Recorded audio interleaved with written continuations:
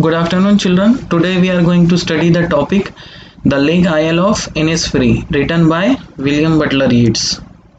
The Lake Isle of Innisfree.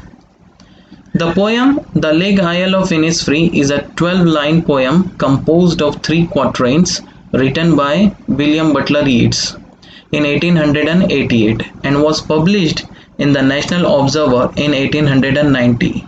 This well-known poem explored the poet's longing for the peace and tranquility. The meaning of tranquility is peacefulness, peace, restfulness, calm or calmness. Of Innisfree, a place where he spent a lot of time as a boy. This poem is a lyric. The meaning of lyric is expressing a person's personal feelings and thoughts. Children, in short, this poem is written by William Butler Yeats in the year 1888. And one more thing, this poem is a lyric. What is the meaning of lyric? Lyric means here a person or a poet, okay, who is expressing his personal feelings and thoughts. So this poem is a lyric here. Here William Butler Yeats, what he has done, he has expressed his personal feelings and thoughts. And what are these feelings and thoughts are about? These thoughts and these feelings are about Innisfree.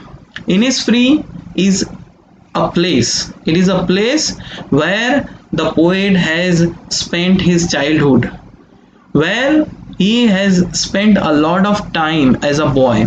So now we are going to study the poem The Lake Isle of Innisfree, and we will see some information about Innisfree. The Isle of Innisfree is an uninhabited island within Lough Gill in County Sligo, Ireland, near which Yeats spent his summers as a child. Yeats describes the inspiration for the poem coming from a sudden memory of his childhood while walking down Fleet Street in London in 1888. So, in short here, how did the poet decide to write this poem? So, when poet was walking on the street, was walking down Fleet Street here, in short here, when he was walking on Fleet Street in London in 1888, he decided, he was recalling the memories related to Innisfree. So he decided, at that time the thought came in his mind that he should write a poem on Innisfree. So the poet started writing the poem The Lake Isle of Innisfree. Now what is Innisfree? The place Innisfree symbolizes tranquility and a simple life, which is rather better than the chaos of civilization. Innisfree is actually a name of a place. Here the poet wants to arise and go to Innisfree in order to live his life in the beauty of the nature, apart from the drone of civilization. So in short here, the poet, when he decided to write the poem on Innisfree here, actually he wanted to live a simple life, and Innisfree here, it symbolizes simple life, which is far away from the chaos of civilization here. So this is why the poet has written the poem The Lake Isle of Innisfree. Now we will study the poem The Lake Isle of Innisfree. Now the first stanza, what does the poet tell us? In first stanza we will see, I will arise and go now, and go to Innisfree, and a small cabin built there of clay and wattles made. 9 bean rows will I have there, a hive for the honey bee, and live alone in the bee loud glade. Now children, what is the meaning of cabin? Cabin. The meaning of cabin is a small house or shelter, usually made of wood. Now what is the meaning of wattles? The meaning of wattle is twisted sticks for making fences or walls. The meaning of glade. What is the meaning of glade? A small open area of grass in a wood or a forest. I will arise and go now, and go to Innisfree. What does the poet tell to us in this first line here? The poet tells us that he will arise. What is the meaning of arise here? The meaning of arise is here, the poet tells us that he will wake up. he will wake up. And where will he go? He will go now, means when he will wake up, he will go to Innisfree, and a small cabin built there of clay and wattles made.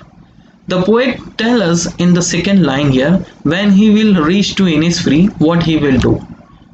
What he will do when he will reach Innisfree? The poet tells us that what he will do, he will build a cabin.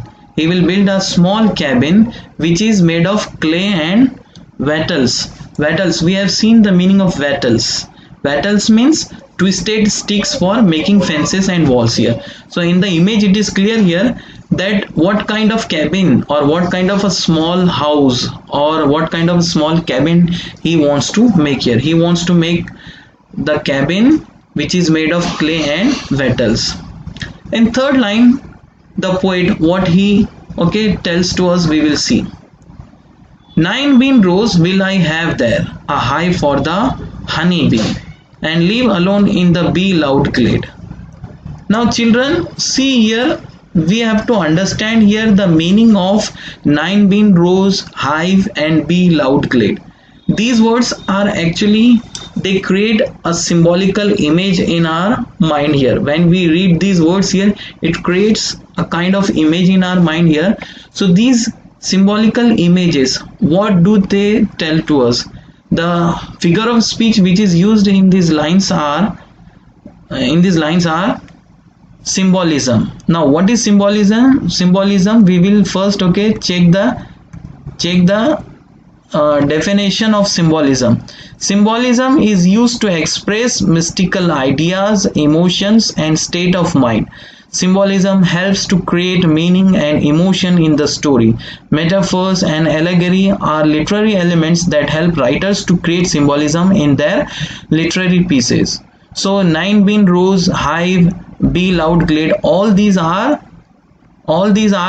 symbolism here. So these words, what do they represent here? They represent symbolism. So which figure of speech is used here? Symbolism. 9 bean rows. Now what does 9 bean rows tell us, or what kind of image does it create? Now what kind of suggestion the poet wants to tell us through this medium here? 9 bean rows, the meaning of 9 bean rows is here the poet's desire to live a contented life, to have enough to live on but not too much. So see children, here the poet tells us that when he will reach to Innisfree, what he will do? First he will build a small cabin which is made of clay and wattles. It tells us that he does not want to have a luxurious house. He wants to have a small and simple house, it tells us. Now in third line, what does the poet tell to us? What does he tell us? That 9 bean rows will I have there, a hive for the honey bee. Now 9 bean rows means here the poet wants to live a contented life. The meaning of contented is living a simple and satisfied life here. And what type of life he wants to have? He wants to have a life where he has enough things here but not too much here. It means here the poet wants to have a life where he has all the things which he wants, which he needs in his life, but not too much, not in excess. So the poet further he says, will I have there a hive for the honey bee. Now the meaning of hive here, hive symbolizes, what does it symbolize here? We will see. Hive suggests, or it symbolizes that the speaker wishes for a simple life where he grows what he needs. So here 9 bean rows, a hive for the honey bee, it tells us that the poet wants to live a contented life, a satisfied life where he has all the things which he requires in his life, and he wants to grows in his fields the things which he requires, or in short here we can say that he wants to have the things which he requires but not in excess. In last line, what does the poet say? And live alone in the bee loud glade. Now what does bee loud glade symbolize? What does it symbolize? Bee loud glade, it symbolizes the buzzing of the bees in an open space. The poet talks about how he longs to go to the countryside away from all the noises of the urban city. So see children, here in last line here we come to know that the poet is fed up with the urban life here or urban areas, and he wants to live away from all these kind of chaos noises of urban areas, and he wants to go and he wants to live in some place here where he is away from all these noises and all this type of chaos, where he is alone and where he is able to only listen to the buzzing of the bees here. Now bee loud glade symbolizes buzzing of the bees in an open space. So here we can consider or we can understand here that in short here the poet is trying to tell us that he wants to hear the sound of nature only. He does not want to hear the sound of vehicles or noises of urban areas. So this is what does the poet convey us in the first stanza. Now we have seen that what type of poetic devices are used in the first stanza. First poetic device which is used is symbolism. The words which shows symbolism are nine bean rose, hive, bee loud glade. So these are the words which tell us that symbolism is used. Now second poetic device which is used in the first stanza is repetition. When the same words are repeated, it is called repetition. The word go is repeated in the first line of first stanza. I will arise and go now. Go to Innisfree. In this line, the word go is repeated. When words are repeated, it is called repetition. So here repetition, this figure of speech is used. Now third figure of speech which is used in this poem is alliteration, or in this stanza which is used is alliteration. When similar sound or similar letters are used to produce poetic effect, it is called alliteration. The letter H is repeated in the third line of the first stanza of the poem. Nine bean rose will I have there, a hive for the honeybee. So children, now what is alliteration? Alliteration is like repetition, but in repetition what happens? The words are repeated. But in alliteration, if we try to differentiate what is the difference between repetition and alliteration, so alliteration talks about similar sounds or similar letters which are used to create poetic effect, but repetition talks about repetition of words, and alliteration talks about repetition of letters or sounds. So here which sound or which letter is repeated in this line here in the in the third line of the first stanza? H sound or H letter is repeated. Nine bean rose will I have there, a hive for the honeybee. So here I have underlined this letter here, H here, so that you can understand that how alliteration is used in this poem.